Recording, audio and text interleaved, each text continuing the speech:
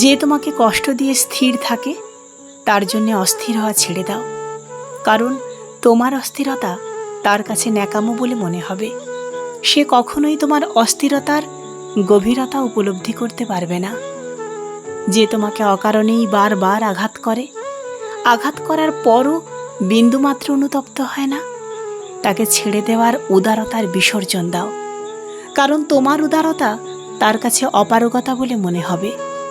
সে কখনোই তোমার উদারতা অনুধাবন করতে পারবে না। যে তোমাকে সিরিয়াসভাবে হোক কিংবা হাসির ছলে সবার সামনে ছোট করেছে, তাকে কখনো ভদ্রতা দেখাতে গিয়ে চুপচাপ ছেড়ে দিও না। তাকে তুমি তোমার মনুষ্যত্বের শিক্ষায় জবাব দিও, কারণ চুপচাপ ছেড়ে দিলে তোমার ভদ্রতাকে সে দুর্বলতা মনে করে পুনরায় ছোট করতে দ্বিতীয়বার ভাববে না। যে তোমাকে প্ল্যান করে ঠকিয়েছে, ক্ষমা করে দেওয়ার পরেও যে পুনরায় ঠকিয়েছে কিংবা ঠকাবার সুযোগ খুঁজেছে, তাকে আর কখনোই ক্ষমা করো না, কারণ তোমার ক্ষমা তার কাছে অক্ষমতা বলে মনে হবে। সে কখনোই তোমার ক্ষমার মাহাত্ম্য বুঝবে না। যে তোমাকে ছেড়ে গিয়ে ভালো থাকতে পারে, তার কাছে ফিরে যাওয়ার ব্যাকুলতা ছেড়ে দাও, কারণ তোমার ব্যাকুলতা তার কাছে পাগলামো বলে মনে হবে। সে কখনোই তোমার ব্যাকুলতা পরিমাপ করতে পারবে না।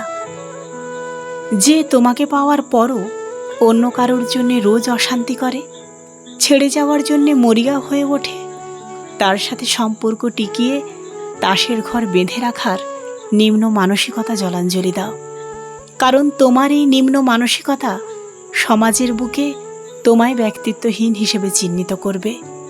আর জেনে রেখো, ব্যক্তিত্বহীন মানুষ কখনোই কোথাও সম্মান পায় না।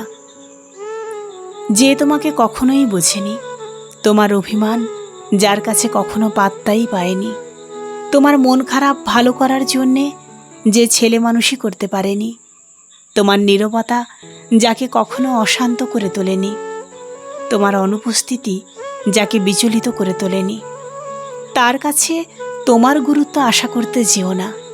তার জীবনে থেকে যাওয়ার বৃথা চেষ্টাও করো না, কারণ সে কখনোই তোমার থেকে যেতে চাওয়ার ইচ্ছাকে সম্মান করতে পারবে না। তোমার ছোট ছোট চাওয়া পাওয়াগুলো কখনোই তার হৃদয় স্পর্শ করবে না।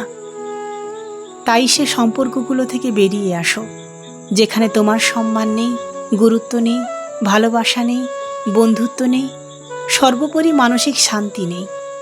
মনে রাখবে, জীবনে মানসিক শান্তিটাই সব। ওটা না থাকলে দেহটাই থাকে, কিন্তু দেহে প্রাণটাই থাকে না। এ যেন জ্যান্ত লাশ হয়ে তখন ধুকে ধুকে বেঁচে থাকা। আর তাই এসব অসুস্থ সম্পর্ক থেকে বেরিয়ে এসে প্রয়োজনে একা থাকো, তবুও মানসিক শান্তিতে বাঁচো। কলমে রুমারানী ঘোষ, পাঠে আমি সুদীপ্তা। আপনাদের এই পাঠটি কেমন লাগলো অবশ্যই কমেন্টস করে জানাবেন। ভালো লাগলে লাইক, কমেন্টস এবং শেয়ার করতে ভুলবেন না। ধন্যবাদ।